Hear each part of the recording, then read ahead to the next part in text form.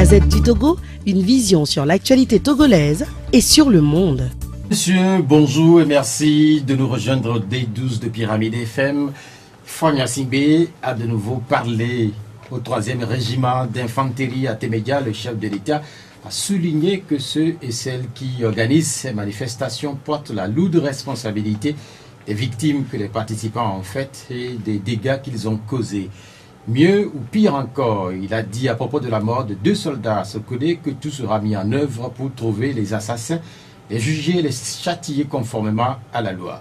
Après une première adresse à ses militants et sympathisants à Tchévié, le président du Togo s'est confié à l'armée. Comment interpréter les choix du président de la République? Fogna Singbe a-t-il tourné le dos aux autres membres du peuple togolais? Abondamment sollicité depuis le mois d'août, a dit ce qu'il pense de la crise qui crée un malaise dans le pays. Il a fini de répondre. Partisans de UNI, militaires de Témédia et d'ailleurs et le reste des populations de Lomé à Saint-Cassé sont désormais situés. En 2 mois et demi, le Togo passe du temps dans la rue. Cette semaine, Kouvé, Arepe, Azaou, Tchamba, Kévé, Anéro, Vaughan, Palibé, Dampen et Lomé se sont mis en action. Combien d'acteurs, hommes, femmes, jeunes, adultes et vieux ont défilé sur les différentes scènes? Entre les chiffres du ministère de la Sécurité et ceux des organisateurs, quelle était la réalité? Une chose est sûre, les manifestations de cette semaine se sont déroulées globalement dans la sérénité. Les intrus ont été extirpés et remis aux forces de l'ordre. Présentes pour encadrer les manifestations à Lomé et ailleurs sur le territoire, elles n'étaient pas contre tout rassemblement à Sokodé et à Bafilo. Quelle est en réalité la situation dans ces 2 villes? À propos de Sokodé, le pouvoir brandit les menaces d'armes perdues et en liberté. Qui menace qui véritablement dans cette partie du Togo? Lentement, mais sûrement, le Togo s'enfonce dans la crise. Un ministre ironisait d'ailleurs cette semaine que les marcheurs peuvent toujours continuer de marcher. Est-ce à dire que les solutions à la crise togolaise ne sont pas à portée de main? Est-ce à dire que les nombreuses médiations annoncées ont fait déjà flop? Est-ce à dire que la fin d'année 2017 au Togo va continuer de subir les affres de la contestation et de la répression? Pour parler de tous ces sujets, nous avons comme invité Togbe Sylvain Dagban Aïvon et le député Ouro Ako Tchanyawo. Ils sont de la délégation de la coalition des 14 partis de l'opposition. Voici les 2 numéros de l'émission, 22 46 19 05 et 96 50 34 37. Notre technicien du jour est Vincent Slas Bougakoudoyor. Chers invités, bonjour. Bonjour. Bonjour. Comment allez-vous? Nous allons bien, par la grâce de Dieu. Nous allons commencer cette émission par les dernières prises de position du chef de l'État à propos de ce qui se passe dans le pays. Je ne sais pas si vous avez lu ou écouté le chef de l'État. Député. Oui, moi je l'ai écouté à travers les réseaux sociaux, je l'ai lu aussi à travers les réseaux sociaux et ça m'a paru un peu absurde et beaucoup de Togolais ont réagi. J'ai vu le blog de votre consoeur Fabi Kwasi qui s'interrogeait si le chef de l'État en tant que ministre de la Défense réagit de cette façon en disant que ce qui s'est passé à Sokodé, les militaires qui ont été tués et décapités, les auteurs seront recherchés, ils seront jugés et châtiés. Vous aviez repris la phrase, le mot châtié, et je vous dis que vous ne le retrouverez jamais dans aucune loi. Ça veut dire que le chef de l'État est allé au-delà de la loi. Alors qu'en réalité, en matière de liberté publique, il n'y a pas de droit sans la loi. Et il n'y a pas de droit au-delà de la loi. Ici, on ne retrouve pas un chef d'État, encore moins un président de la République, mais on retrouve un prince. J'ai été très inquiet et tout ce qu'il a raconté dans cette intervention m'a paru, en tout cas, j'ai été surpris de la tonalité et les mots qu'il a utilisés. Et j'ai eu comme l'impression que le chef de l'État ignore la loi du 16 mai 2012, la loi que nous appelons la loi Boudjouna. Parce qu'en disant que les responsables des organisations, des manifestations à Sokodé seront coupables de ce qui s'est passé, j'ai été surpris.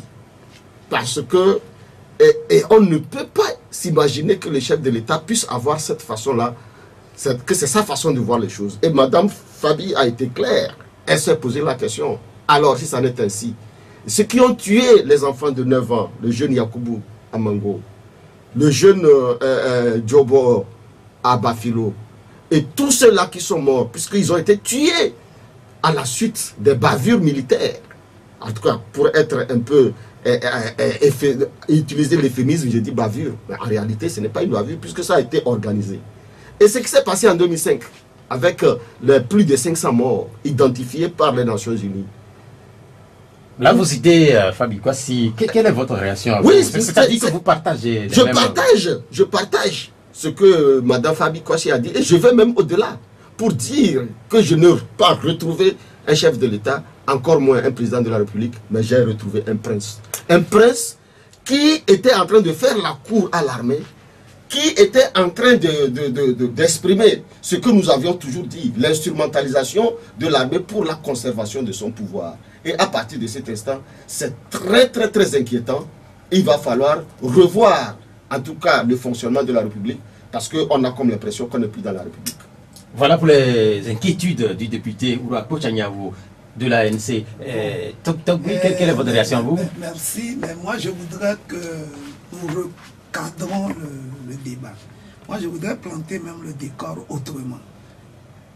Le jour où ces soldats ont été égorgés, il n'y avait aucune manifestation de la coalition. C'est nous qui avons organisé l'arrestation de l'imam. C'est la coalition qui avait fait casser les structures étatiques de Sokoré. Non.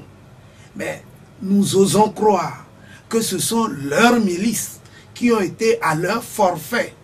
Puisqu'on a toujours traité le PNP de djihadiste, alors ils ont voulu poser un acte qui ressemble aux actes des djihadistes à des fins que eux-mêmes ils savent, pour faire croire à la communauté internationale et à l'opinion nationale que c'est des militants peut-être du PNP et leurs milices qui ont posé ces actes. Lorsqu'ils ont toujours commencé par taxer les militants du PNP de miliciens et autres, mais le grand jour était arrivé lorsque nous avons vu les milices du pouvoir à l'œuvre.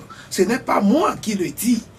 Les images ont été claires. Nous les avons vues à l'œuvre dans leur pick-up blanc et autres, soutenus par les agents de sécurité.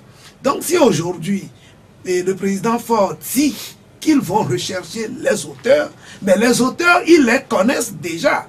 Nous, à la coalition, nous avions demandé qu'il y ait une enquête internationale indépendante. Ça n'a jamais eu écho dans leur rang. Mais si aujourd'hui, ils disent qu'ils n'ont pas encore trouvé les auteurs, c'est l'occasion de saisir notre requête pour que finalement cette commission internationale indépendante d'enquête soit mise sur pied pour qu'on puisse leur trouver rapidement les auteurs de ces grabuges-là au fin de pouvoir les châtier comme il le veut. J'ai vu un président qui me semble comme aux antipodes de la réalité de notre pays. Je l'ai vu frileux dans ses propos. Je n'ai pas vu le président fort et tel qu'il était dans le temps. Je l'ai vu, sa parole est un peu frileuse. Alors je me dis, est-ce que quelque part c'est la fin du règne qui s'annonce? Vous voulez dire aujourd'hui, oui, vous voulez dire qu'il... Je ne l'ai pas vu dans toute sa trempe. Lorsque vous suivez ses propos sur les réseaux sociaux, vous allez croire même que ce n'est pas lui. Ce n'est même pas une sortie officielle du président. Et les propos qu'on nous a rapportés, c'est des propos, c'est quelqu'un qui a triché pour enregistrer et nous mettre ça sur les réseaux sociaux. Sinon, il ne s'adressait pas officiellement. Le président de la République, mais a-t-il manqué de son peuple pour rechercher ses interlocuteurs dans les rangs et parmi les hommes de rang? alors je me dis, il y a problème. Est-ce que vous êtes inquiet, comme l'a dit moi, je ne suis pas inquiet, puisque nous, à la coalition, nous ne nous reprochons d'aucun acte à Sokone. Tous les actes ont été posés par eux, à leur su et par leurs miliciens. À moins qu'il y ait eu des gens incontrôlés parmi eux qui ont eu à aller trop loin puisqu'ils ne l'envisageaient. Je retourne vers Alors, oui. nous voulons que vivement ils puissent s'aider d'une commission neutre, indépendante, parce que nous savons comment nos commissions d'enquête fonctionnent ici. On les a vus à l'œuvre dans les cas des incendies où on a collé du n'importe quoi aux gens pour les jeter en prison, mais qu'ils s'acceptent qu'une commission indépendante soit mise sur pied et ils verront les auteurs. Et j'ose croire et je les mets au défi que ces auteurs seront dans leur propre rang parmi les manifestations que le Togo connaît ou que le Togo a connues ces derniers mois ont dérapé par moments et Fagna Singbe met la responsabilité des violences sur le dos de l'opposition dont vous faites partie. Je ne sais pas si vous reconnaissez dans les violences qui ont émaillé par moments les manifestations, parce que c'est vrai que par moments ces manifestations au départ dites pacifiques ont fini par être violentes. Oui, c'est là où se trouve mon inquiétude. Et je suis très inquiet. Quand je vois que le chef de l'État méconnaît la loi, parce que tout ce qu'il dit est en dehors des principes. Ça veut dire qu'il ne connaît même pas le principe de la loi dont j'ai fait mention.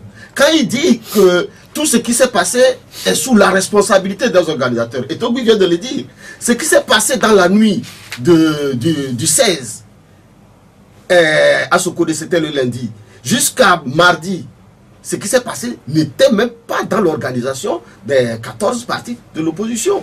On n'avait rien prévu en ce moment. En ce moment, la manifestation de l'opposition était prévue le 19. Donc tout ce qui s'est passé avant le 19 ne peut pas être rapporté à l'opposition. Voilà ça, là où se trouve mon inquiétude. Ça veut dire que nous avions des gens qui sont là pour manipuler, instrumentaliser l'armée. Et ce qui est encore plus grave, c'est qu'il y a la prime à l'impunité dans les discours du président de la République. On a comme l'impression que pour lui, les militaires ont le droit et le pouvoir de s'en prendre à qui que ce soit lorsque ceux-ci ne respectent pas l'autorité, lui son autorité. Pourquoi vous dites ça? Mais c'est ce qui se passe quand il dit aux militaires. Vous savez, dans chaque sortie de M. Fagna Singbe, il y a toujours des phrases polémiques. La dernière fois, à Tchévier, il disait la vérité finirait par sortir. De quelle vérité il parle? Ensuite, il était allé à Ténéja. Avant cette fois-ci, il a parlé aux militaires, il leur disait, je vous connais, je sais que vous n'allez pas me décevoir. Mais lui, en tant que qui? En tant que chef de l'État? En tant que ministre de la Défense? Ou en tant que lui, héritier d'un pouvoir? Et nous avions compris que tout le langage qu'il était en train de faire, et Togo l'a précisé, c'est comme s'il était en train d'embrigader l'armée et lui dire d'aller poser des actes comme cela bon lui semble, sans même respecter la loi. Quand il dit, vous n'allez pas me décevoir, quelque part, est-ce que l'armée n'est pas là aussi pour protéger les institutions? Mais l'armée n'est pas là pour protéger les institutions contre le peuple. Non, mais je voudrais rebondir. L'armée n'est pas là pour protéger la personne du président Faure. Le président Faure. L'armée est là pour protéger une institution. Oui, cette institution est incarnée par le chef de l'État. Il incarne une institution. C'est cette institution que est-ce que c'est pas de ça? Vous n'allez pas me décevoir là, c'est sa personne. Vous n'allez pas nous décevoir, cela s'entend encore. Mais je dis que si le président Faure dit que la vérité finira par sortir, mais ne soyez pas étonnés, puisque aujourd'hui, on le taxe de sanguinaire, n'est-ce pas? Lui-même, il a répété qu'on le taxe de sanguinaire. Mais le jour où cette vérité sortira, c'est que les gens qui faisaient des forfaits sur son dos seront découverts. Les gens qui sont dans ces réseaux réellement, puisque ce n'est pas lui qui prend les armes pour aller tirer. Donc, les gens qui recevaient les ordres et qui faisaient les forfaits Mais un jour viendra, nous allons les découvrir et ce sera la grande vérité. Mais cette grande vérité sera sous sa responsabilité. Puisque aujourd'hui, en digne chef d'État, que ça aille en bien ou en mal, c'est lui qui est responsable. Qu'à un moment donné, une partie du peuple s'en prenne à une autre, comme il cherche à le faire de façon maladroite, mais cela va toujours ressortir de sa responsabilité. Rappelez-vous qu'au temps de feu, son père et Adéma, on s'est servi d'opposer le nord et le sud comme bouclier aux revendications politiques. Et ça a semblé marcher. Et son père a tenu bon. Vous vous rappelez les problèmes à Barkwasi, les problèmes à Bodje, où on a voulu mettre confronter des peuples pour détourner le problème réel sur un autre terrain. Mais aujourd'hui, notre peuple est mature. Mais aujourd'hui, je crois qu'ils l'ont essayé entre les thèmes et les cabiers, ça n'a pas marché. Ils sont allés jusqu'à prendre l'imam, croyant que les thèmes vont se rebeller. Eux-mêmes, en 2 heures de temps, ils ont fait descendre beaucoup de bâtiments et administratifs pour faire croire que c'est la population et créer. Mais ce que vous dites, est-ce que ce n'est pas nouveau? Dans tous les cas, ce n'est pas nouveau. Nous, c'est notre analyse à la coalition. Puisque en moins de 2 heures de temps, c'est une population qui n'était pas avertie et qui est surprise ne peut pas poser ses actes. Où étaient les agents de sécurité? Mais lorsque les gens marchent seulement, ça les enquiquine. Ils disent qu'on les provoque et ils tirent dans cette foule-là. Pourquoi des gens qui descendent même des bâtiments, on n'a pas entendu un seul coup de feu sur qui que ce soit disant qu'il est en train de tirer? Donc, comprenez que des gens posent des actes et vont vouloir nous faire porter cette responsabilité. On a compris. Vous revenez de ce côté. Est-ce que, selon vous, tout cela est prémédité, comme il semble le dire? Oui, tout est prémédité. Et c'est la répétition des faits qui doit nous marquer. Ça s'est passé, je l'ai rappelé la dernière fois, c'était en 1991, le 3 août 1991. On avait programmé l'enlèvement du Premier ministre Kofigo et on a programmé la destruction des maisons des ministres. Malheureusement pour eux, l'enlèvement du Premier ministre a échoué, mais ils ont déjà commencé par casser les maisons. Et la dernière maison qu'ils étaient en train de casser, c'était la maison de Yao Amefia. Et on vient leur dire que il y a eu échec, mais ils ont déjà commencé. Ça s'est passé aussi avec les incendies des marchés.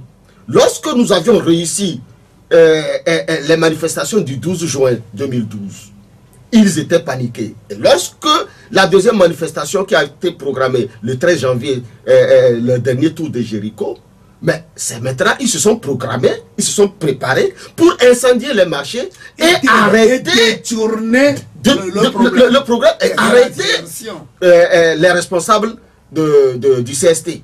Et aujourd'hui, jusqu'à ce jour, il y a encore des gens qui sont dans les prisons, mais lorsque le CST a fait son enquête et a identifié des gens, ces gens-là ont porté plainte. Mais jusqu'à ce jour, pire, c'est qu'ils ont détruit les édifices pour empêcher. Donc, ce qui s'est passé à Sokodé a été prémédité dans les mêmes conditions. C'est machiavélique. C'est-à-dire qu'ils ont programmé la destruction parce que sachant qu'en enlevant l'imam, qui était quand même, c'est comme, je le compare ici avec le pasteur Edo Komi, la voix des sans-voix. Donc c'est quelqu'un qui a, en tout cas, qui était leader d'opinion. Il savait qu'en l'enlevant en ce moment, la population va réagir, les gens vont sortir, et au moment où les gens vont sortir, ils vont faire les dégâts pour dire que c'est la population qui l'a fait. Donc nous avions à la tête de notre pays des gens machiavéliques. Donc, ce n'est pas nouveau. Est-ce que c'est pas facile aussi, cette façon de voir les choses? Alors, si ce n'est pas facile, alors... Parlant de préméditation, je voudrais me poser une question. Pas vous, mais à moi-même, à voix haute. Lorsqu'on vient faire le maintien d'ordre, on le fait avec des armes de guerre. C'est avec des Kalash, c'est avec les AK-47 qu'on fait le maintien d'ordre. Mais lorsque vous parlez de préméditation, une population au menu, qui n'a même pas de bâton, qui n'a que ses pieds et sa bouche pour exprimer un ras-le-bol. Vous allez venir maintenir l'ordre avec des kalachnikovs. Et je m'en veux lorsque, par exemple... Mais qui vient maintenir l'ordre avec les Kalash? Les forces de l'ordre ont dit qu'on a retiré sur eux des kalachnikovs et AK-47 qui sont dans la nature. Or, ces gens-là étaient censés venir maintenir de l'ordre. Non, est-ce que ce n'est pas des agents faction devant certains édifices? Non. C'est des gens qui sont venus maintenir de l'ordre. Si c'est des agents en faction devant les édifices, de quel édifice? La banque? Oui, une banque par exemple. Une banque, ils seront combien? S'il y a des gens ils seront sont combien à la banque, qui est allé incendier la banque? Non, là où je vais là, ce n'est pas au moment où on a incendié, c'est au jour des manifestations. Ils sont venus encadrer une manifestation. Comment ça se fait qu'ils sont arrivés avec des armes de guerre pour qu'on leur en prenne et que cela se retrouve dans la nature aujourd'hui? Et le ministre n'a pas de scrupules en le clamant haut que beaucoup d'armes, des kalash, de ceci, sont dans la nature. Revenons sur le... Donc, la préméditation, je voudrais vous donner également, c'est qu'en me posant cette question, sachez que les gens, en voulant nous encadrer, ont derrière la tête de... Revenons sur l'adresse du chef de l'État, puisque cette adresse a été faite dans un camp militaire, mais le chef de l'État a dit que quelque part, ceci, il a promis la lumière sur l'assassinat des 2 militaires à Sokoudé. Et cela suscite bien entendu des polémiques. Mais au-delà des 2 militaires, est-ce qu'il ne vise pas aussi tous ceux qui ont commis des actes répréhensibles durant cette période? Puisque quelque part, il a fait allusion aux enfants qui ont également perdu la vie durant le chef de l'État aurait pu trouver un cadre beaucoup plus officiel, un cadre beaucoup plus approprié pour s'adresser à tout le peuple et non à une faction. Le chef de l'État pouvait donner un message qu'on attendait de lui, faire une analyse comment on l'appelle, claire, globale, impartiale de la situation. Mais ce que nous avons entendu dire, c'est comme s'il s'adressait de façon intrinsèque à cette faction de T-Média en sollicitant leur appui, en demandant qu'ils ne le déçoivent pas. Mais vous savez quoi? Notre armée est une armée digne. Quoi que les gens disent ou jettent sur eux, c'est une armée responsable. Mais les gens qui sont en train d'opérer, vous les avez vus dernièrement dans les pick-up. C'est des milices qui ont infiltré cette armée. Et je peux vous garantir qu'aucun chef-corps ne se prêterait avec ces éléments, à ces exercices. Mais est-ce que c'est pas gros? Est-ce que c'est pas gros tout ça? Ce n'est pas gros, mais nous avons vu. Infiltrer là. Nous avons. C'est des milices. Les gens qui étaient dans les pick-up, c'est des gens, c'est des hommes de rang, c'est des hommes de troupes. Mais c'est des milices qu'on a. C'est une infiltration. Est-ce que ça c'est une infiltration? C'est une infiltration, puisque ces gens-là. Mais ils ne sont pas en tenue. Alors ils sont infiltrés. C'est des mercenaires. Et nous avons vu des gens qui ne parlaient même pas nos dialectes d'ici. Certains qui parlent le dialecte ivoirien, mais qui sont habillés en tenue militaire. Mais comment vous pourrez dire que notre armée va pouvoir apprécier ce genre de choses? Aujourd'hui, le chef de l'État est en mission pour les rassurer. C'est ce que moi j'ai compris. Il faut qu'il aille les rassurer. Il faut qu'il aille leur redonner confiance. Parce que c'est des gens qui sont là et ils se posent des questions. Et beaucoup de gens... Quel type de questions? Si vous comprenez qu'il est allé sans les médias et qu'aujourd'hui, son message se retrouve sur les réseaux sociaux, c'est que quelque part, parmi ceux-là qui s'adressaient, il y a eu des mécontents, il y a eu des gens qui ne partagent pas sa position. C'est pourquoi ils ont voulu faire partager sa La parole aux députés, au-delà de l'assassinat ou de la mort des 2 militaires, est-ce que le chef de l'État, quand il parle d'enquête, ne vise pas aussi les autres personnes qui ont été tuées durant et pourquoi il ne le dit pas? Mais il a dit quelque part. Non, il a fait allusion. Il a fait allusion. Non, l'allusion qu'il faisait, c'est pour dire que c'est les organisateurs des manifestations qui sont responsables. Non, en fait, il a parlé des enfants. Oui, bien sûr. Il dit que la mort de ces enfants, c'est la responsabilité des organisateurs. C'est là où je dis, que le chef de l'État est en train de diviser la population, il est en train de violer l'unicité de notre pays parce qu'il est en train de livrer la population à la vindicte militaire. Et ça, je dis que c'est violer l'article 1 de notre constitution qui dispose que l'État togolais est une république laïque, démocratique, une et indivisible. Là, il est en train de diviser ce pays-là. Quel est son intérêt? Quel est son intérêt à diviser? Il a besoin de soutien. De soutien et de conserver le pouvoir. Son objectif, parce qu'aujourd'hui, le seul maillon qui lui reste pour rester au pouvoir, c'est l'armée. Mais vous savez très bien que le chef de l'État, il est le garant de l'unité nationale. Quand vous dites qu'il a... Mais il n'a qu'à le prouver. Il ne joue pas l'unité nationale. Depuis que la coalition est dans la rue, en train de manifester et demandant qu'il dise quelque chose, il a fallu que ce soit l'opinion internationale, d'autres chefs d'État qui viennent le voir et le poussent à poser un acte. Et l'acte même, les actes qu'ils veulent poser aussi sont timides. Nous y reviendrons peut-être si ça fait partie donc, de... Quand vous parlez des chefs d'État qui inciteraient le chef de l'État du Togo à s'adresser éventuellement à son peuple, le chef de l'État, il a fait un choix. Il s'est adressé à Tchévier, aux membres de UNI, et puis il vient de s'adresser aux militaires par l'entreprise de la garnison de Temeja. Est-ce que ces choix-là... Vous pensez que c'est des cadres appropriés? Est-ce que ces choix compliquent la crise togolaise? C'est vraiment malheureux. C'est malheureux. Parce que vous savez, un chef de l'État, il est comme un gérant.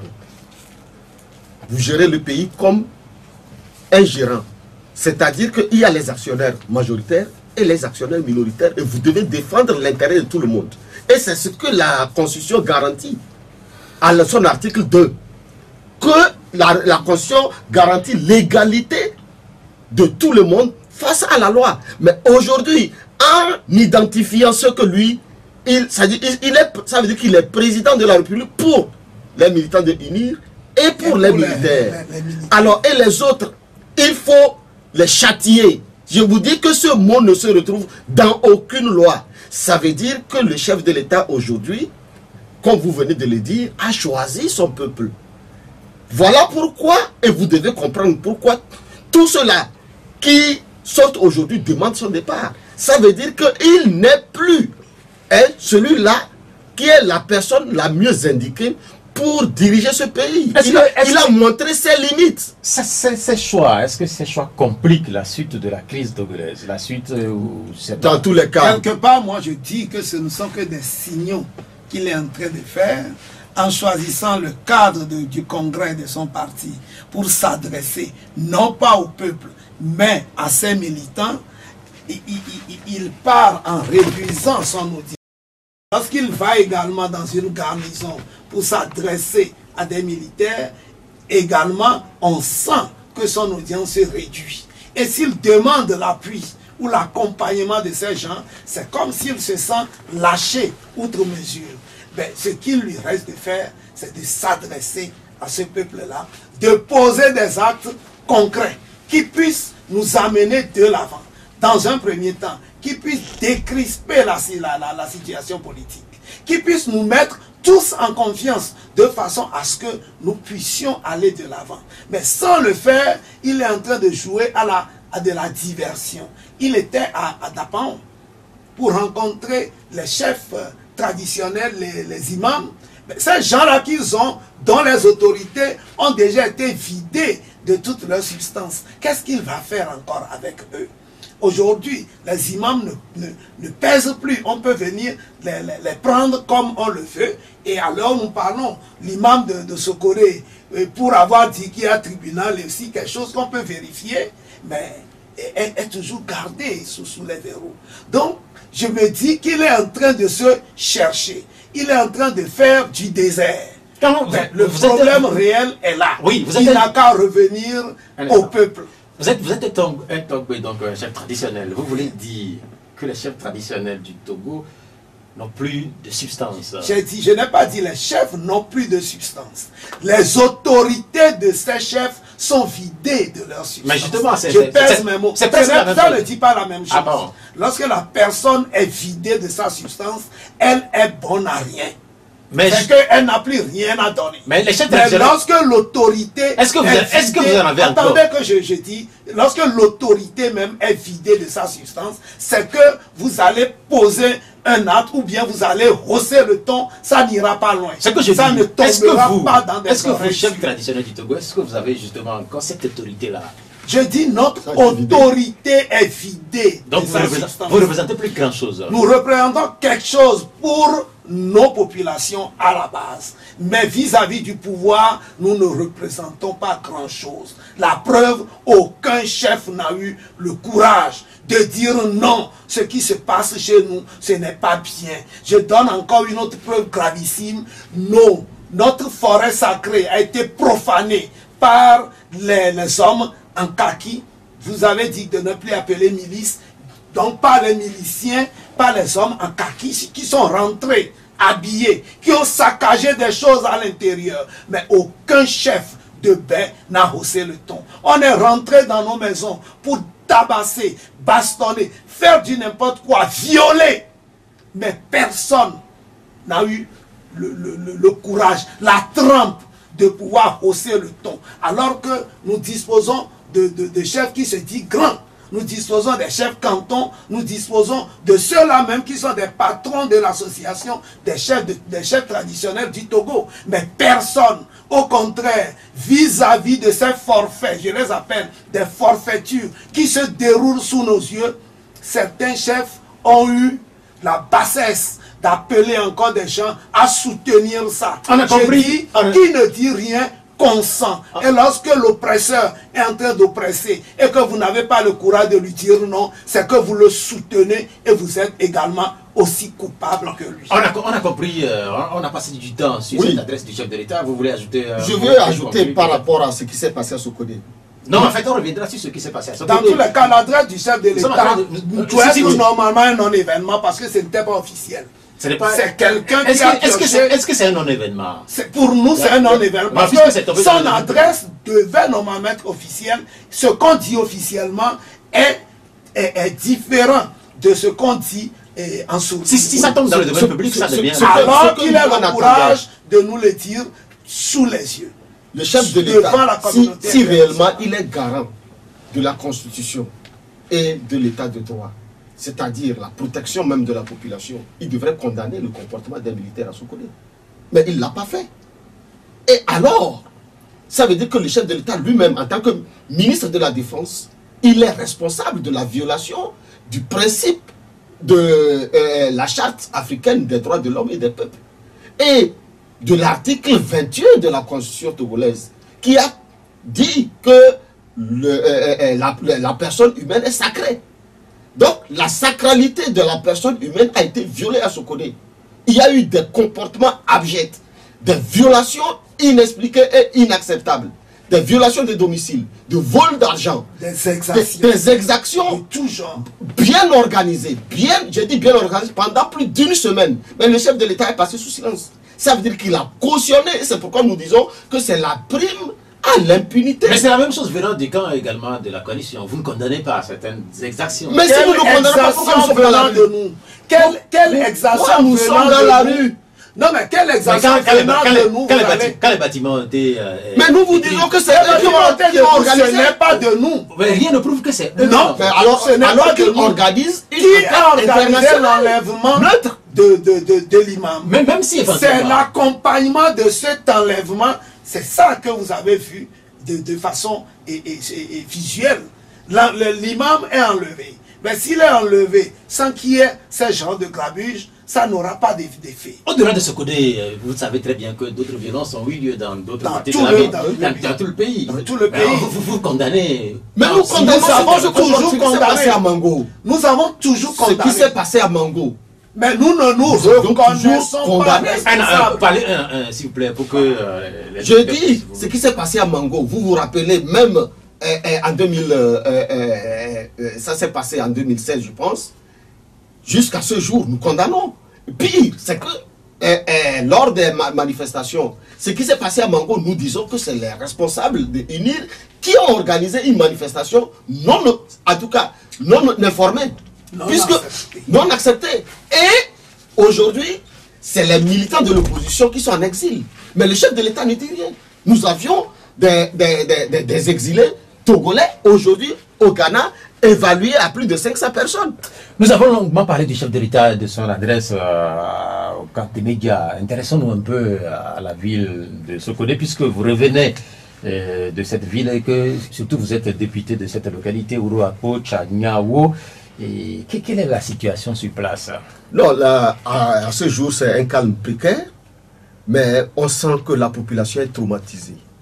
Traumatisée à un niveau où, et lorsque, je vais vous donner un exemple à comment, il a suffi qu'on vienne garer un char pour que tout le monde quitte le quartier. C'est-à-dire qu'à la vue même d'un homme entré, tout le monde court dans tous les sens. Même s'il n'y a pas de situation de... Mais aujourd'hui, c'est ça. Quand vous amenez un char dans un quartier de Lomé aussi, les gens vont commencer... Mais qu'est-ce que cherche un char dans un quartier, dans un pays où le pays n'est pas en guerre? Est-ce qu'aujourd'hui, on veut nous dire que l'armée togolaise est dans un champ de bataille à Sokodé avec pour ennemi la population de Sokodé? C'est ce qui se passe. Parce que dans tous les quartiers, tous les individus, tous ceux qui étaient là, qui ont reçu la visite des militaires, ont été bastonnés, blessés, humiliés, de tous les âges. Même un enfant de 3 mois, dans un quartier qu'on appelle Kwaoro, a été bastonné. Les militaires sont arrivés, la jeune maman était en train de laver son enfant. On lui pose la question, c'est une fille ou c'est un garçon? On dit que c'est un garçon, on l'a pris par les 2 bras, on a soulevé comme ça, et puis on l'a donné 2 coups sur les fesses, parce que quand l'enfant sera grand, il va jeter les pierres aux militaires. Vous voyez? Et il y a un vieux de plus de 80 ans, que je connais très bien, on l'a frappé, et on a mis à genoux sa femme. Et on lui a demandé de donner les mains, on lui a donné 5 coups dans chaque main. Tout simplement parce qu'on lui a posé la question, c'est vous qui voulez le changement? Nous allons vous apporter le changement. Alors la vieille dit, mais moi, à mon âge, avec les 2 pieds pratiquement dans la tombe, qu'est-ce que je sais de ce que vous faites? Mais tout le monde a été frappé. Il y a un jeune, et ça je le précise, c'est dans le canton de Kadambara. Ce jeune était sur une moto, lorsqu'il a vu subitement une horde de militaires, il a voulu fuir. Mais il y avait d'autres qui l'ont coupé. Et quand il a lâché la moto, d'abord ils ont brûlé la moto, ils l'ont poursuivi. Quand ils l'ont arrêté, c'est avec la hache qu'on lui a tailladé le pied. Et ce jeune, il est là.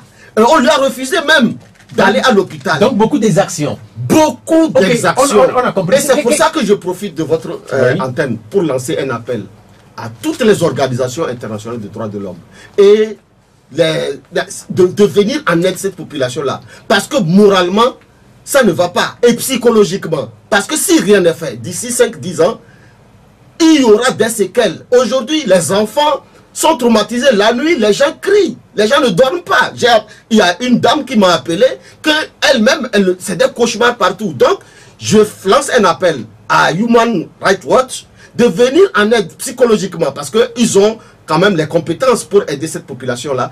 Et les gens ont perdu leurs biens. L'exemple de cette femme qu'on appelle, son mari s'appelle Amadou Zarma, c'est au niveau du carrefour du centre-ville. C'est les militaires qui sont allés brûler leur maison. Ce qu'on veut savoir. La situation financière aujourd'hui de toute cette population-là est critique. Aujourd'hui, ce qu'on veut savoir, les élèves sont en classe dans plusieurs localités du Togo. Quelle est la situation de l'école à Sokodé? Bon, au niveau de l'école, il n'y a pas eu trop de grabuge, mais sauf que les enseignants, il y en a beaucoup qui n'arrivent pas à aller à l'école parce que beaucoup ont fui. Beaucoup ont fui, ils sont dans la brousse. Alors c'est qu'il faut rassurer tout le monde pour que tous ces gens-là reviennent.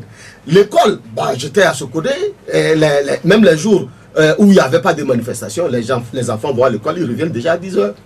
Au-delà de l'école, il y a l'administration. Quelle est la situation de l'administration à Sokodé? De quelle administration vous parlez? À Sokodé, il n'y a quelle administration?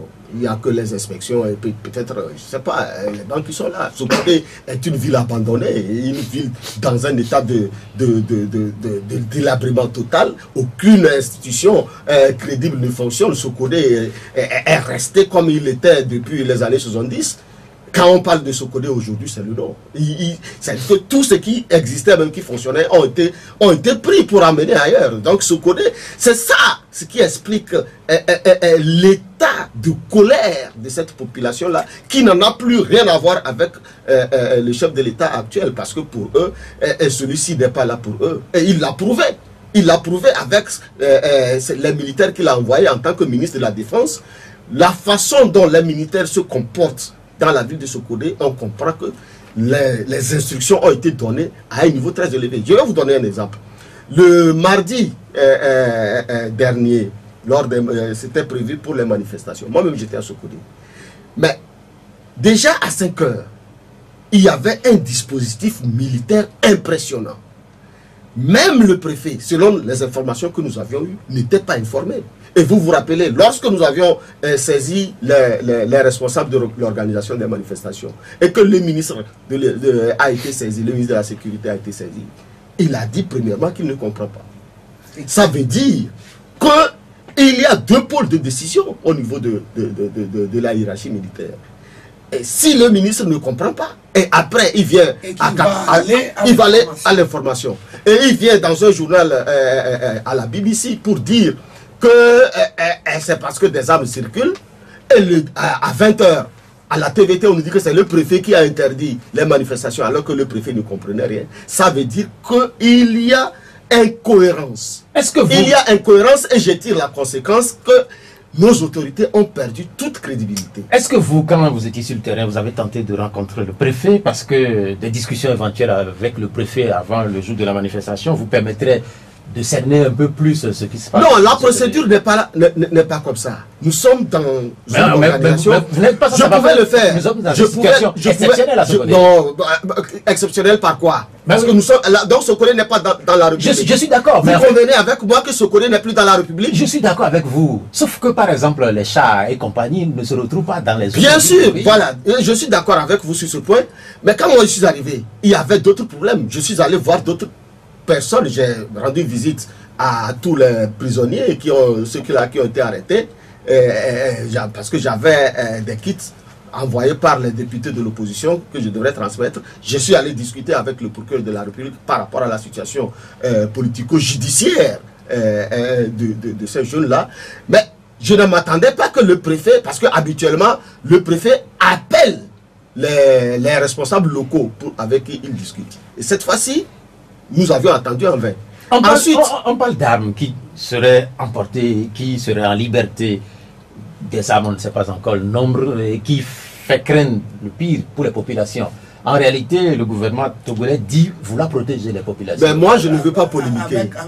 Je ne veux pas polémiquer. Je vous dis que pour une seule question qui a été posée ce mardi, on nous a donné 3 réponses. Et je vous dis qu'il n'y a pas de cohérence dans le raisonnement des autorités togolaises, donc qui ne sont pas crédibles. Alors, à partir de cet instant, vous vous rappelez, les mêmes ministres sont venus à la télé nous dire qu'ils ont reçu des appels anonymes qui leur ont permis de récupérer des armes qu'on a montrées à la télé. Alors, de quelles armes on nous parle? Maintenant, on nous dit que c'est les armes qui ont été prises dans la maison du ministre Agadazi.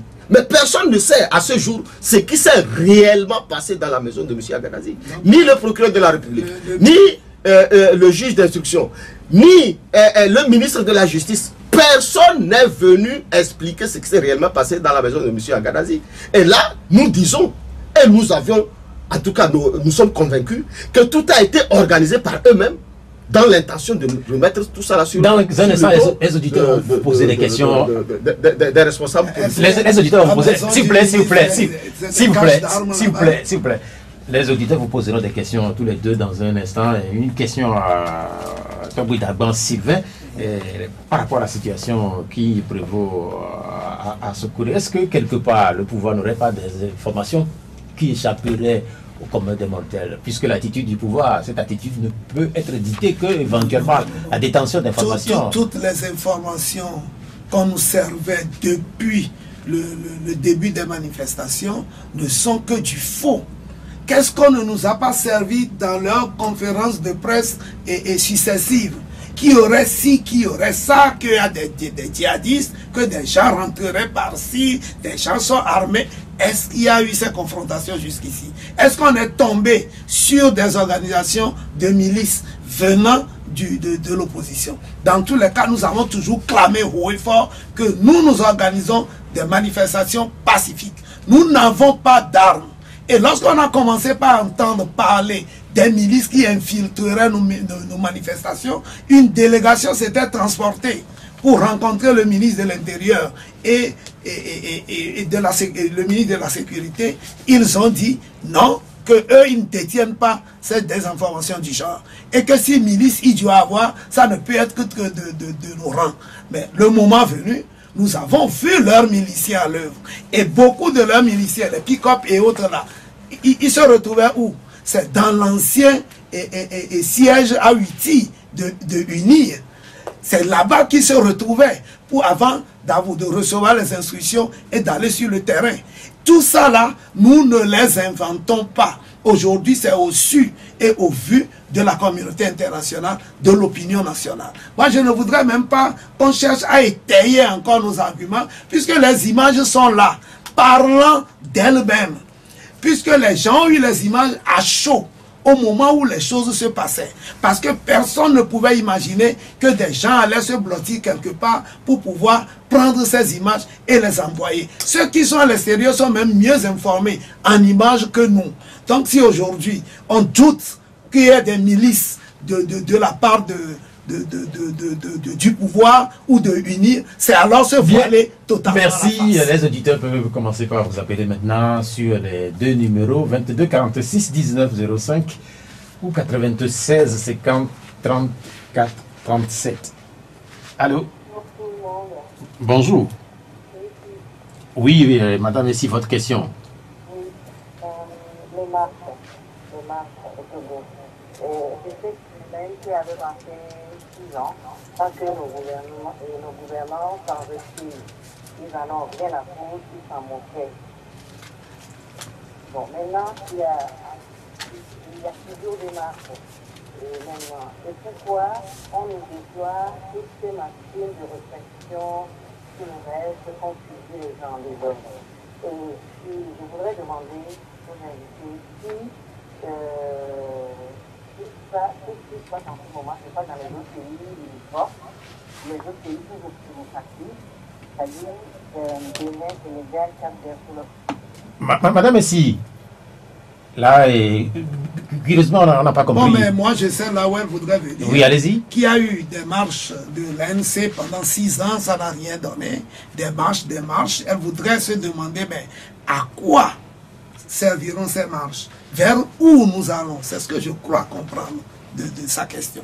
Mais je pouvais la rassurer que ces marches n'auraient pas d'effet, que ces marches n'auraient pas d'impact, qu'il n'y aurait pas tout ce Bataclan du pouvoir pour contrer, qu'il n'y aurait pas toutes ces exactions pour pouvoir étouffer les marches. Je peux lui dire quand même que les marches ont leur effet et nos objectifs sont en train d'être atteints. Ok, deuxième auditeur, allô?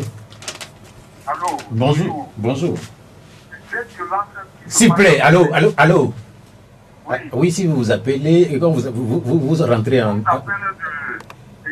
Vous donnez votre nom, s'il vous plaît. Je m'appelle Messan. Oui, c'est comme ça. Vous donnez votre nom et puis après vous posez votre question. C'est le gouvernement qui organise ça. Les gars, 2005 là, ils ont envoyé les jeunes, ils ont pris les jeunes de Cara, ils les ont donné des matures, des grands, ils sont les armés. Là, Monsieur Messan. Monsieur Messan. Oui, moi je ne vous connais pas. Les invités qui sont ici, c'est eux, vous leur posez des questions, ils donnent des informations. Puisque les informations que vous êtes en train de donner, comment est-ce que je peux les vérifier? S'il vous plaît, monsieur Messan. Monsieur Messan. Oui, le principe de l'émission, nous avons ici 2 experts. Ils viennent de la coalition de l'opposition. Si vous avez des inquiétudes, vous avez des questions, vous posez les questions. Ok, bien, merci. Je voudrais, la première partie de la question de Madame Essi, Elle voulait savoir pourquoi cette machine de répression, des fusillades, surtout dans la partie septentrionale. Et là, la question, elle est simple. Et le chef, le Togui, l'avait dit. C'est qu'au départ, au temps de Yadema, on avait catalogué le problème, c'est le problème nord-sud. Mais aujourd'hui, on se rend compte que, non, que le nord est encore debout. Et toutes les villes qui contestent le pouvoir de M. Faure Gnassingbé, les populations sont cataloguées. Au départ, on a voulu opposer les Kabia et les Kotokoli, mais ça n'a pas marché. Aujourd'hui, c'est la question du djihadisme. Et on s'en va jusqu'à interdire ou empêcher les prières. Vous vous rappelez, le vendredi, je ne me rappelle plus, après l'enlèvement de l'imam Alpha Hassan, il n'y a pas eu de prière de vendredi dans la ville de Sokodé. Et la dernière fois, moi-même j'étais à Sokodé le jeudi passé, il n'y a pas eu de prière le matin dans mon quartier. C'est-à-dire que systématiquement, les militaires vous chassent des mosquées. C'est-à-dire qu'aujourd'hui, c'est une perversion même de la communauté qu'on est en train de nous prouver ici. C'est-à-dire que ceux-là, les responsables, et c'est pour ça que moi j'interpelle le chef d'état-major de l'armée et le ministre de la Défense, le chef de l'État en sa qualité de ministre de la Défense, qu'ils sont en train de cautionner la violation des droits de l'homme. Et ça, ils vont le répondre. Allô? Un autre auditeur. Allô? Bonjour. Bonjour. Aïe de Baguida. Oui, Aïe, allez-y pour votre question.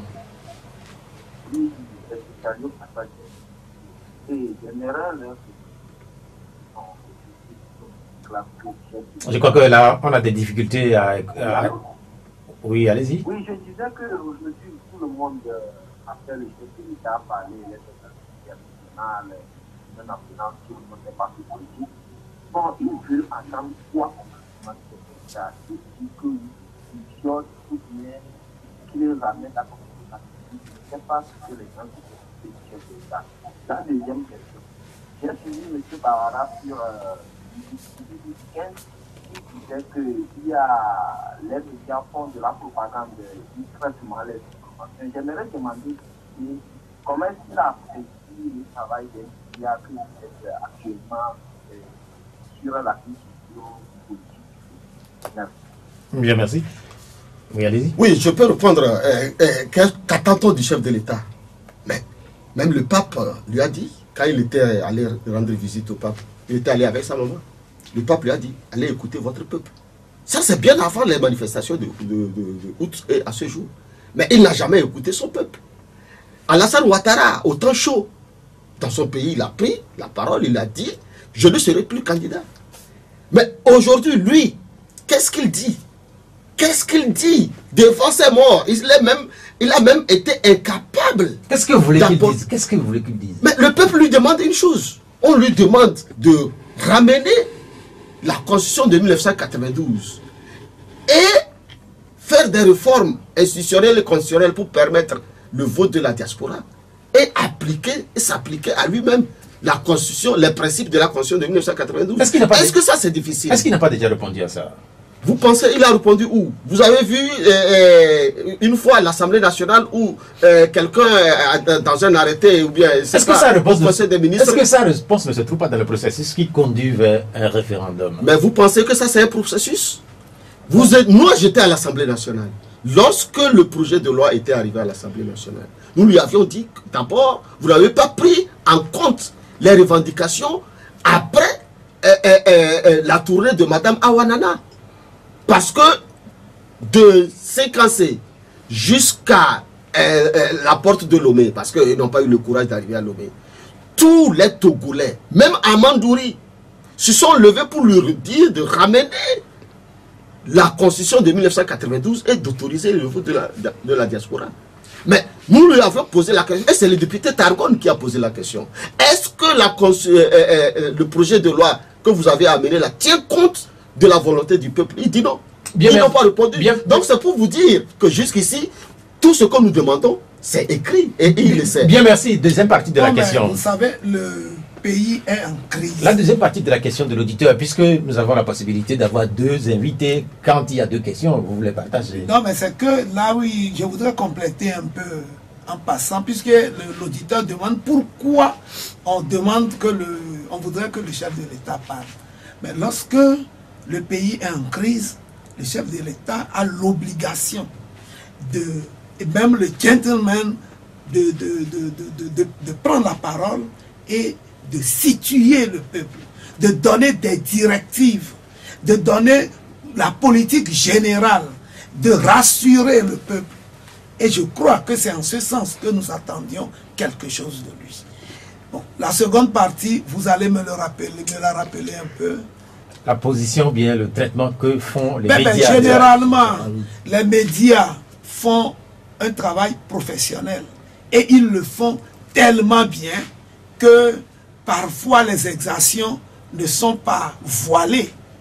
Ils présentent les choses telles quelles et ça gêne le pouvoir en place. Lorsque le pouvoir commet des grabuges et qu'on les présente, le pouvoir n'est pas à l'aise. Il aurait préféré qu'on essaie de traiter autrement, d'atténuer d'une manière ou d'une autre les effets avant de les envoyer. C'est ce qui a fait retirer comment on l'appelle, ils ont retiré l'accréditation à certains médias. Or, eux, ils n'ont fait que renvoyer fidèlement ce qu'ils ont retiré. Il faut préciser que ce que vous dites, c'est les médias privés. Les médias officiels sont, en tout cas, à fond. Tout ce qui s'est passé à Sokoré, la TVT n'a pas montré. Mais bien sûr. Et moi, je suis député. Depuis que je suis à l'Assemblée nationale, nous avions voté au moins 4 lois de finances. Nous n'avions jamais eu l'occasion d'aller expliquer la situation économique et financière de notre pays à l'Assemblée nationale. Je suis le vice-président de la Commission des finances. Je n'ai jamais été interrogé, je n'ai jamais participé à un débat sur la situation économique et financière, encore moins sur la situation politique au Togo. Une seule fois, lorsqu'il s'agissait, il y avait une polémique entre le RPT UNIR, lorsque le député de l'opposition avait introduit une proposition de loi, la toute première, et qu'il y avait un problème. C'est la seule occasion où le député le député, l'actuel Premier ministre, avait été invité avec Madame Isabelle Amegavi pour débattre. C'était à la télévision. À la télévision. Ok. On retourne au téléphone. Alors, que ce soit Radio Lomé. Allô, quatrième auditeur. Allô, bonjour. Bonjour. Monsieur Maglo, Zongo. Oui, Monsieur Maglo, votre question. Je regrette d'abord que l'émission ne soit pas vraiment un débat. J'aurais voulu qu'on invite aussi quelqu'un pour contribuer tout ce que le dit là. Oui, mais en fait, oui, ça aussi, c'est une préoccupation. On est conscient de ça. Oui, c'est ça. Donc, ceci étant, vous avez relevé les propos du chef de l'État. C'est de véritables bourses de Tchéquie jusqu'à Sénégal. Il a tenu des propos que vous avez jugé comme vous l'avez jugé. Mais ne soyez pas si naïf. C'est des propos bien pensés. Pourquoi je dirais qu'il devait avoir un contradicteur? Parce que notre chef d'État parle souvent en parabole. Et que c'est des professeurs qui ont cette possibilité de dire exactement ce qu'il faudrait dire. Donc je dirais que ne soyez pas naïf. L'acte qu'il veut poser, il faut le faire. Et vous êtes suffisamment instruit de ce qui se trime contre le peuple togolais. Mais là, je m'adresse à Topi Samba. Votre parti, c'est un parti jugé catalogué comme un centre de dialogue, de concertation. Dans ces conditions, oui. vous êtes encore prêt à négocier, puisque vous, votre stratégie, c'est la négociation. Bien, merci. On a des difficultés à vous écouter, mais on a compris. La dernière partie, c'est sur la négociation. Et je crois qu'au niveau de la coalition, vous avez déjà répondu plusieurs fois à cette question. Dans tous les cas, nous avions dit que nous sommes prêts pour ce dialogue-là. Mais c'est le pouvoir qui n'est pas prêt et qui est en train de jouer encore la diversion et de créer de la zizanie. Nous sommes faits prêts. La coalition, si on l'appelle demain, à ce dialogue-là, elle est prête. Mais le pouvoir ne voulant pas aller à ce dialogue, et pour cause, c'est parce que ce dialogue, l'ouverture de ce dialogue, mettrait fin à toutes leurs manœuvres visant à aller à un quelconque référendum. Cela mettrait fin à tout ce qu'ils ont eu à mettre sur pied comme structure devant les accompagner à leur référendum. Alors ils veulent encore jouer à de la diversion pour pouvoir nous amener dans leur jeu et dire face à l'opinion que c'est la coalition. À propos de dialogue, on a lu cette semaine que ce dialogue devait s'ouvrir à Accra. Je ne sais pas si c'est de l'intox ou pas, mais on a vu des informations de ce genre. Dans tous les cas, soyez sûrs qu'on ne nous imposera rien. Nous qui sommes à la coalition, nous savons ce que nous voulons, nous savons là où nous voulons aller, nous savons d'où nous venons. Nous n'allons pas attendre qu'on puisse nous imposer quoi que ce soit. C'est pour cela que nous attendons le pouvoir pour qu'il puisse rapidement prendre langue avec nous au fin de mettre sur pied un comité de préparation de ce dialogue. Merci. Sur la première partie de la question, M. Maglo parlait du chef de l'État qui emploierait la parabole. Non, moi je finis par comprendre pourquoi le chef de l'État ne parle pas. Parce que chaque fois qu'il parle, d'abord, il ne convainc personne. Et au contraire... Mais il a parlé d'autres fois. Oui, c'est ce que j'ai dit. C'est-à-dire qu'il ne parle pas, parce qu'on dit qu'il ne parle pas. Mais chaque fois qu'il parle, lui-même il a dit qu'il a fait les propos du chef de l'État constituent une véritable bourde. C'est ce que M. Maglo vient de dire. Et j'ai dit, voilà pourquoi il ne parle pas. Parce que chaque fois qu'il parle, il ne convainc pas les Togolais. Rappelez-vous cette fameuse phrase qu'il avait prononcée le 26 avril 2012. Qu'il y a une minorité qui accapare les richesses au détriment de la majorité. Mais jusqu'à ce jour, il n'a posé aucun acte pour résoudre ce problème. En 2013, il est revenu pour nous dire que c'est la surfacturation. Il nous a même démontré la méthode de corruption, tout ce qui se passe jusqu'à ce jour. Oui, tout donc, ça. Nous avions compris que finalement, le chef de l'État, quand il parle... Est-ce que vous avez compris l'inquiétude de M. Maglo? Non, M. Maglo a compris en nous disant que c'est des paraboles. C'est-à-dire que le chef de l'État, il s'en fout de tout le monde et il dit ce qu'il... Non, M. Maglo voudrait quand même dire que ce qu'ils veulent faire, ils le feront. C'est-à-dire qu'ils vont créer l'amalgame, la zizanie. Ils vont aller à la confrontation vis-à-vis de ce peuple. Ils vont nous martyriser. Que ce qu'ils insinuent, ils vont le faire, de nous préparer. Dans tous les cas, nous sommes dans une république. Ce pays-là, nous l'avons en partage. Et moi, je dis que les gens veuillent nous martyriser ou pas, qu'ils marchent sur nos cadavres pour aller à leur fin. Ça ne va pas nous intoxiquer au point de nous faire fuir notre terre natale. Allô, bonjour. Bonjour. Oui, c'est monsieur? C'est monsieur Kokou de Diago. Oui, Kokou, votre question. Je salue les invités. Merci. La première question va à M. Akwabi Daban. M. Akwabi Daban vient de dire que l'autorité des chefs est sortie de sa puissance. Je voulais vous demander, si les chefs qui ne réalisent pas dans l'ensemble, et ils disent que leur autorité est sortie, est vidée de sa puissance, qu'est-ce qu'ils font pour amener cette autorité ensemble de la sécurité traditionnelle pour eux, les chefs traditionnels, qu'est-ce qu'ils font pour amener l'autorité qui doivent avoir... On a compris, oui, on a compris cette partie de la question. Secondo, bon, à chaque élection, on a cette phase une société civile proche de l'opposition, une proche du pouvoir. Alors, la communauté a été composée une fois, on a une société civile, celle qui a été proche de l'opposition en 2015, je parle des COPEC, cette fois, elle est encore à la commune. Est-ce que eux, les politiques, les deux qui ont envoyé cette société civile, qui soit proche de bien et la société civile, auquel elle est arrivée elle-même à cette commune, je voulais savoir. Bien, merci. Je crois que les deux questions m'intéressent. Parce que COPED, c'était, comment on l'appelle, une création verte du CAR. Mais je lui réponds premièrement par la substance de l'autorité de nos chefs. Il faut prendre les chefs sur deux plans. D'abord le plan purement coutumier. Ensuite le plan administratif. Le plan coutumier, nous avons toutes nos autorités à la base. Pourvu que vous soyez un chef autochtone. J'avais longuement épilogué sur le fait qu'il y a des chefs qui sont intronisés politiquement et qui ne répondent, qui n'ont pas l'audience à la base. Ça, c'est autre chose.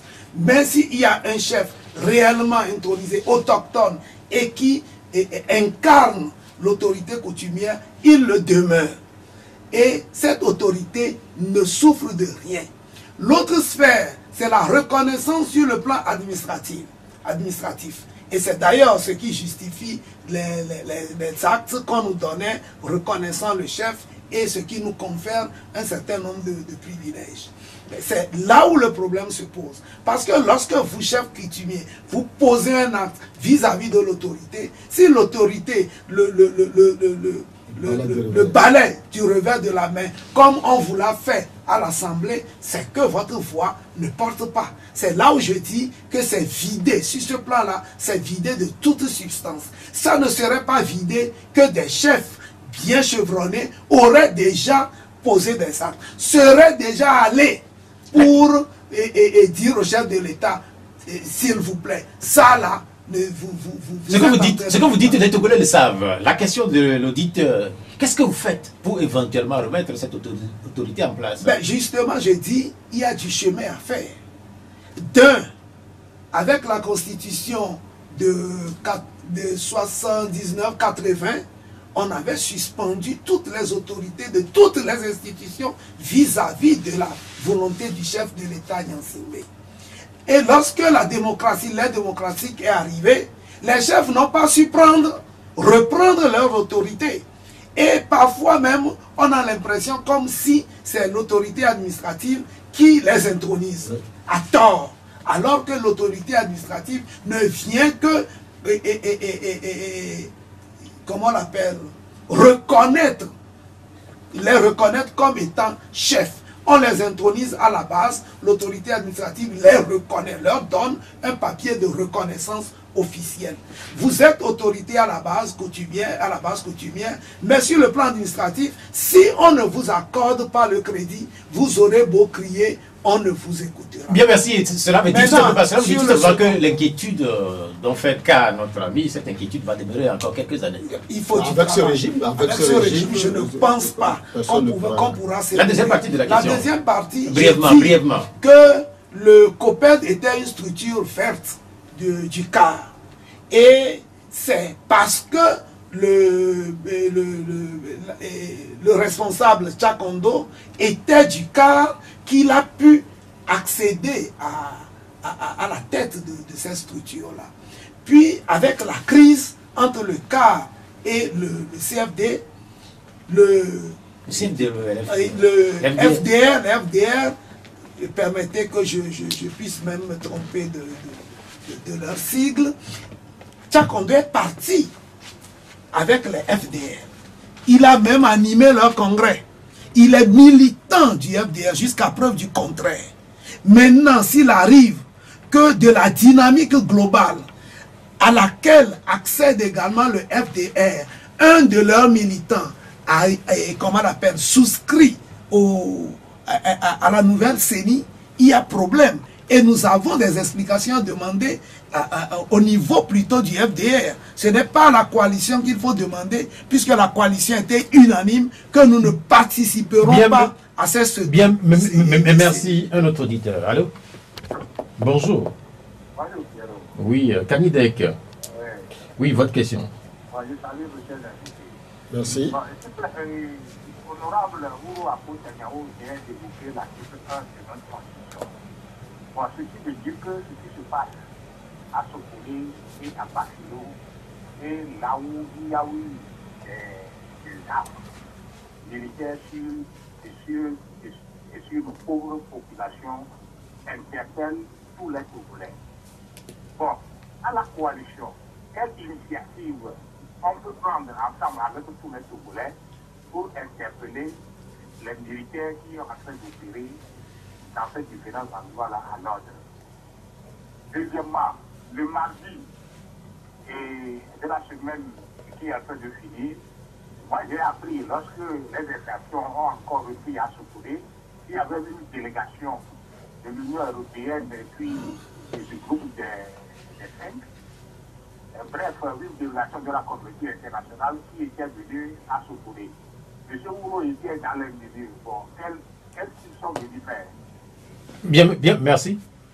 Bon, pour la première question, l'article 1, ce n'est pas l'article 1 seulement, il y a l'article 2 qui est violé et l'article 21 de la Constitution aussi qui est violé. Donc, ça, nous l'avions toujours dit, ce régime a toujours violé les droits de l'homme et même la Constitution. Et voilà un exemple concret. Alors, qu'est-ce que la coalition fait? Ça, je ne vais pas le dire ici parce que bon, je ne suis pas mandaté pour dire cela parce que il y a des actions en tout cas, qui seront posées. Et la diaspora aussi s'active parce que il y a de cela quelques jours, la diaspora togolaise a déposé une plainte au niveau de la CPI. Et aujourd'hui, les responsables des 14 partis politiques ont évoqué, puisque si on a évoqué la violation de la charte africaine des droits et des peuples, c'est parce qu'il y a des dispositions au niveau même de la Cour africaine de justice et la Cour de la CEDEAO qui, en tout cas, connaissent des violations des droits de l'homme. Donc, à partir de cet instant, je ne vais pas aller dans les détails. Maintenant, pour ce qui concerne la délégation des communautés internationales, oui, je sais que j'ai été, en tout cas, on m'a appelé pour donner certaines informations et en réalité, ils n'étaient pas allés pour me rencontrer et ils étaient allés pour observer. Et ils savent par où ils sont passés. Je sais qu'ils sont arrivés à Sokodé. Il y a une délégation qui allait même à Bassar jusqu'à Djarpanga. Parce que quand ils étaient à Sokodé, on les a informés que ceux-là qui ont fui Sokodé pour aller se réfugier à Djarpanga, les bérets rouges les ont poursuivis jusqu'à Djarpanga. Et ils m'ont appelé au moment où il y avait des exactions à Salemde. Quand je leur ai appelé, je dis, c'était le dernier jour de la manifestation à Salemde. Il y a des exactions. Ils m'ont dit non. Quand ils étaient à Sokodé jusqu'à 10h, 10h30, il n'y avait aucun problème. Ils ont pris la route sur Djarpanga. Mais ils ne peuvent plus revenir à Sokodé, malheureusement. Donc, en réalité, ils ne m'ont pas rencontré puisque je n'étais pas, en tout cas, leur destinataire dans ce cadre. Parce que mais ils étaient là. Dans tous les cas, je sais qu'ils étaient là. Cette semaine, plusieurs manifestations ont eu lieu dans plusieurs localités du Togo. On a entendu des manifestations à Répé, on a parlé de Couvé, on a parlé d'Afania, des villes ou bien des localités qui jusque-là étaient épargnées par ces manifestations. Globalement, quel bilan faites-vous de cette semaine qui est en train de s'achever? Bon, nous, en termes de manifestation, nous ne pouvons faire premièrement qu'un bilan de mobilisation. Et au-delà des chiffres que les gens avancent, moi je dirais que les 3 jours de manifestation, surtout à Lomé, ont été monstres. Surtout le dernier jour, ont été monstres. Je ne voudrais pas avancer des chiffres pour me mettre dans la logique de la contradiction. Dans les autres villes, à notre grande surprise, les manifestations connues également de fortes mobilisations, à notre grande surprise, puisqu'on croyait que sous l'effet de la terreur, les gens allaient se terrer dans leur maison. On aurait dû laisser Sokoré manifester, qu'ils verront l'ampleur de cette manifestation-là. Néanmoins, nous avons déploré également des blessés cette semaine. Au-delà des infiltrations et autres là, il y a eu des blessés, il y a eu également des exactions un peu partout, surtout à l'orée des manifestations, du moins dans les environs lointains. Lorsque des gens viennent par groupe pour venir, comme dernièrement au niveau de... Non, pas trois, il y a eu à 3 cas, mais il y a eu également au niveau des échangeurs, donc à Goué, où des artistes ont été pris à partie. Et c'est dommage qu'on puisse rafaler des gens qui n'ont que pour volonté de se rendre à une manifestation. En quoi cela les gêne que des gens se mobilisent? C'est là notre question. Donc, s'ils n'y trouvent pas des pressions, on se demande pourquoi il ne faut pas laisser les gens manifester. Donc, face à la terreur, nous avons encore fait le plein, le grand plein. Nous avons fait des manifestations monstres. Voilà à peu près ce que je pourrais dire. La question est de savoir si la semaine prochaine, vous allez encore manifester. Je ne vais pas vous dire que nous avions lancé 5 jours de manifestation, normalement. À l'heure où je vous parle, je ne peux pas vous confirmer les 5 jours entièrement. Oui, ce que je peux dire à ce niveau, c'est qu'effectivement, il y a une programmation de 5 jours, dont il était prévu que mardi, mercredi, tous les leaders devraient se déplacer à Sokodé pour, en tout cas, apporter leur soutien à la population de Sokodé et les rassurer.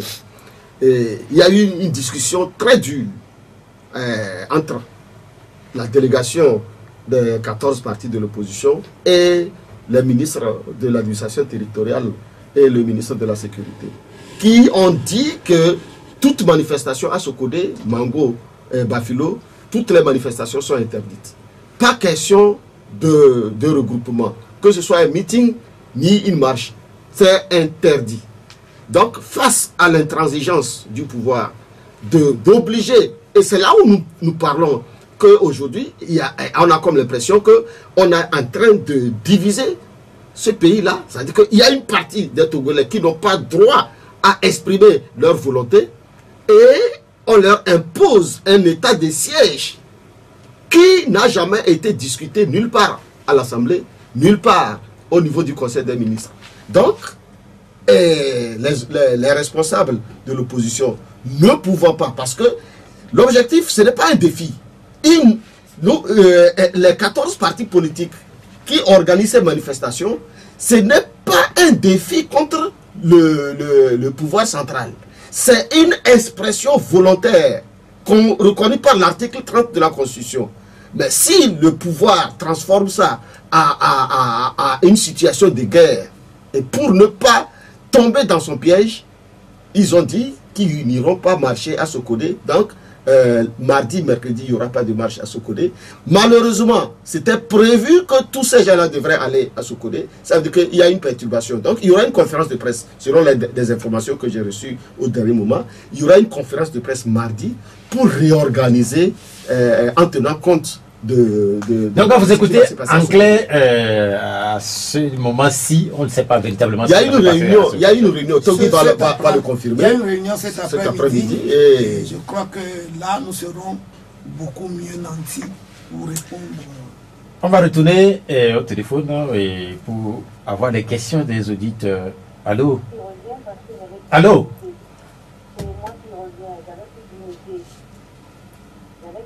Oui, on vous écoute. Voilà. Je reviens, ils m'ont répondu à ma question. Ça dit que je voudrais dire que les marques, je suis dans les marques de l'AMP, moi, mais je faisais des choses des fois dans le dos du pouvoir. Et maintenant, ces marques sont devenues les bêtes noires. Et quand on exprime ma volonté, comment ils répondent? Oui, ils ont répondu.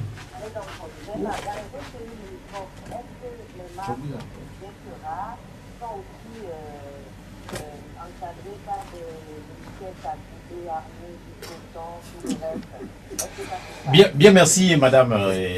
Dans tous les cas, dans les autres pays, les marches sont encadrées, mais pas par des gens cagoulés, pas par des militaires, parce que là-bas, c'est des républiques dignes de ce nom, et c'est les forces de l'ordre qui jouent leur rôle.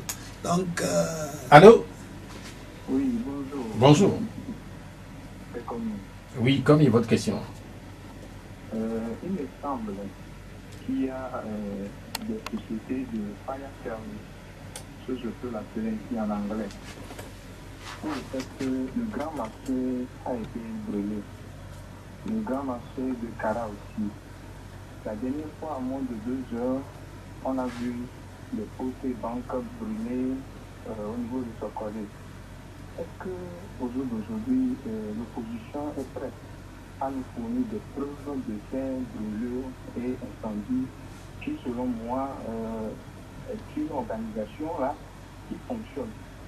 C'est à mon entendement. Pour la seconde question... Non, mais en fait, reprécisez la question, plus de moi-même, je n'ai pas compris. Vous voyez avec moi, monsieur Naïm, le grand marché du Togo a été brûlé. Il y a un bâtiment qui a été brûlé. Et aujourd'hui, on ne connaît pas qui et qui a brûlé. Celui de Kara suivi. La dernière fois, les banques et postes, des magasins privés publics ont été brûlés à Sokodé. Il me semble qu'il y a une société qui recrute des gens pour aller brûler. C'est ça il vous semble qu'il y a une société comme ça au Togo qui...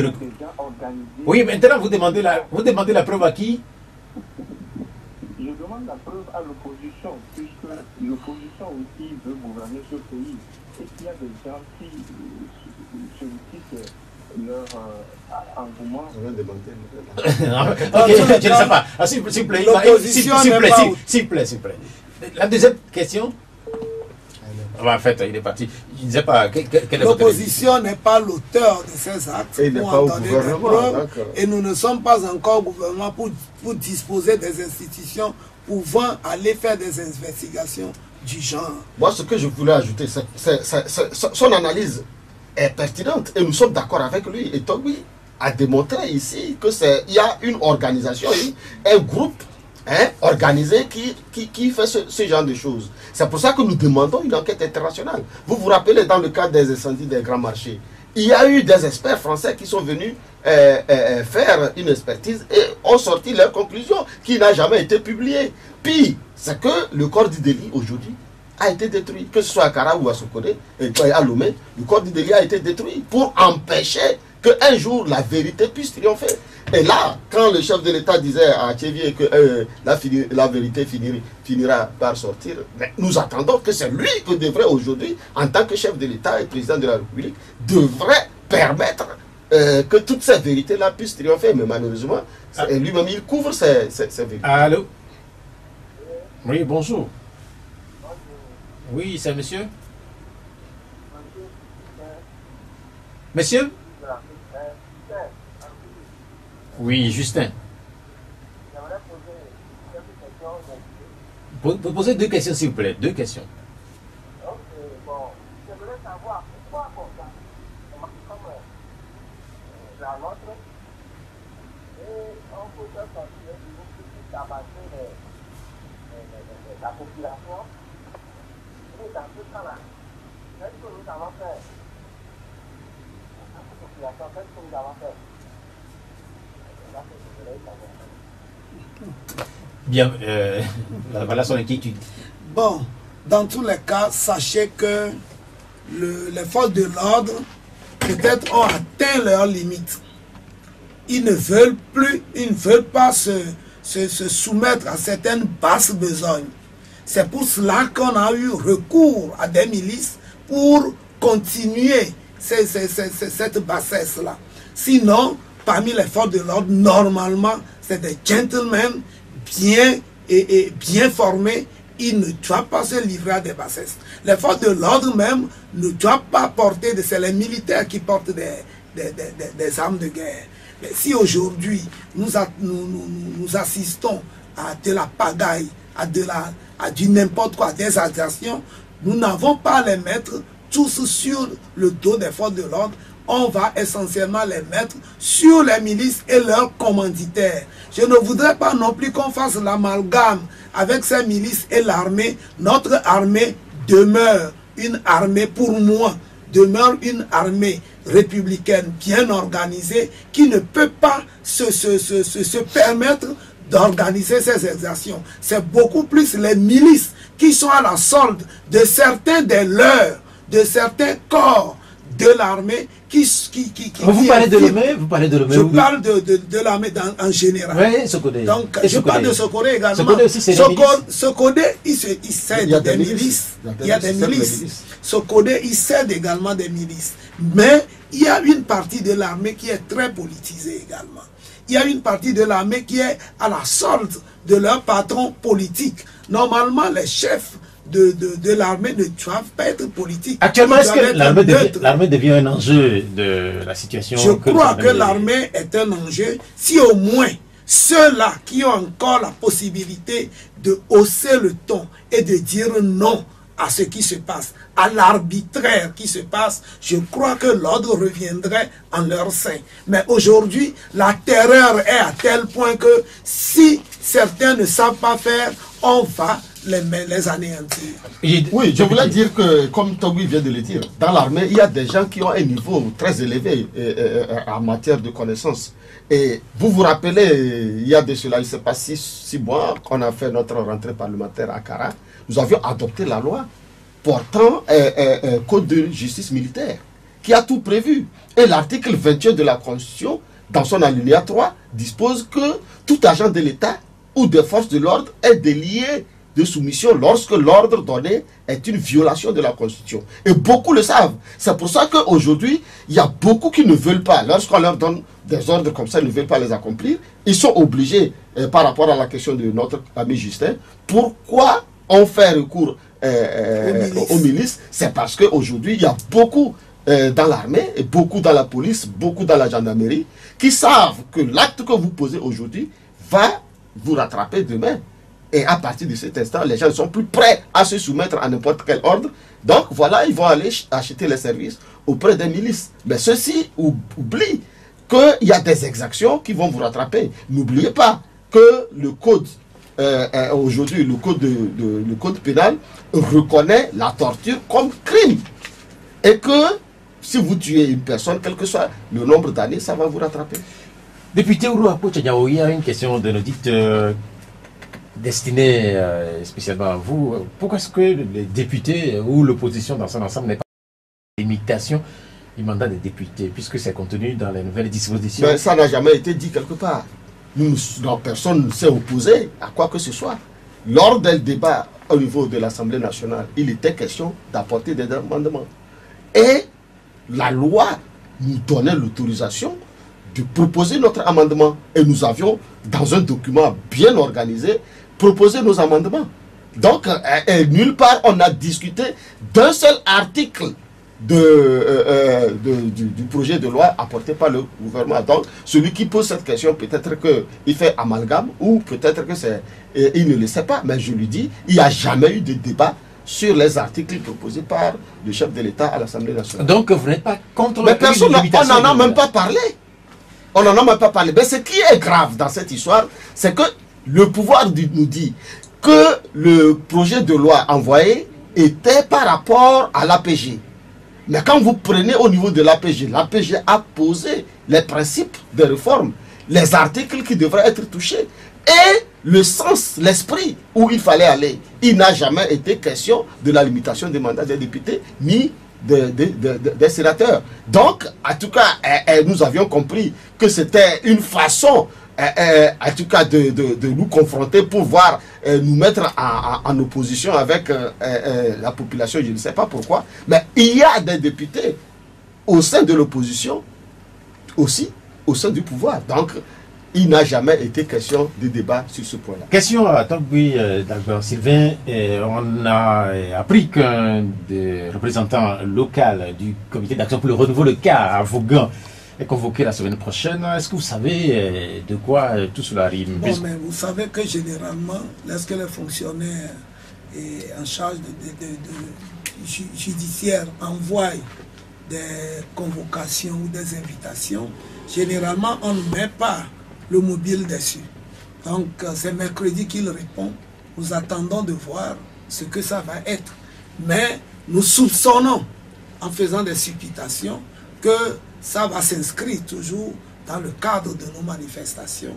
Et puisque à l'accoutumée, ils trouvent toujours la petite bête pour pouvoir incriminer, nous attendons de voir ce que ça va être.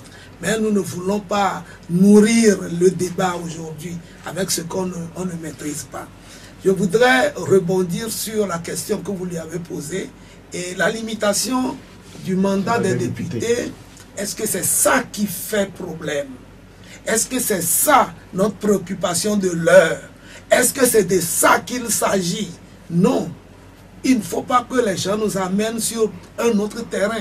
Ce dont il s'agit, c'est de décriminaliser l'acte qu'ils avaient posé en 2002 en torpillant notre constitution de 92. Bien. Et ce ne sera que justice pour tout ce peuple. Une dernière question et vous allez répondre très brièvement. Bientôt les fêtes de fin d'année, on ne sait pas s'il va y avoir une trêve pour que les populations togolaises puissent véritablement vaquer à leurs occupations et faire des affaires durant cette fête de fin d'année, l'opposition va-t-elle décréter bientôt une trêve? Bon, mais moi je ne crois pas que ce pouvoir va faire la sourde oreille à nos demandes et faire abstraction de l'annonce qu'il a faite du dialogue jusqu'à ce que nous atteignions la fin de l'année. S'ils sont conséquents, je crois que dans les jours qui suivent, ils doivent poser des actes concrets et pour qu'on puisse aller rapidement de l'avant. Brièvement, député Ouro Akpo-Chaniao, la question c'est, est-ce qu'on peut encore manger du watch à ce côté? Bon, moi j'en ai mangé la dernière fois avant de partir. C'est vrai, vous savez, à ce côté, il y a un proverbe qui dit, même quand on pleure, on voit. Bien, Sokode, merci. Sokode reste Sokode, on ne peut pas lui enlever son âme. Quand on pleure, on voit, c'est un proverbe togolais, cité par le député Ouro Akpo-Chaniao de l'Alliance nationale pour le changement. Togbe Sylvain Dagban à Yvon, lui, il est du cas. Les deux représentent la coalition des 14 partis politiques de l'opposition au Togo. Cette émission, elle s'achève. Merci à Vincent Las Boga Koudoyo. Je suis Pierrot Atiobé. À dimanche prochain. Au revoir.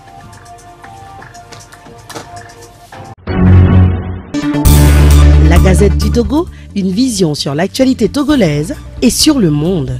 Rejoignez-nous sur le www.lagazettedutogo.com ou sur nos comptes Facebook, Twitter et YouTube. Pour tout contact, écrivez à contact@lagazettedutogo.com ou appelez le 92 80 88 53. La Gazette du Togo, c'est l'information en continu.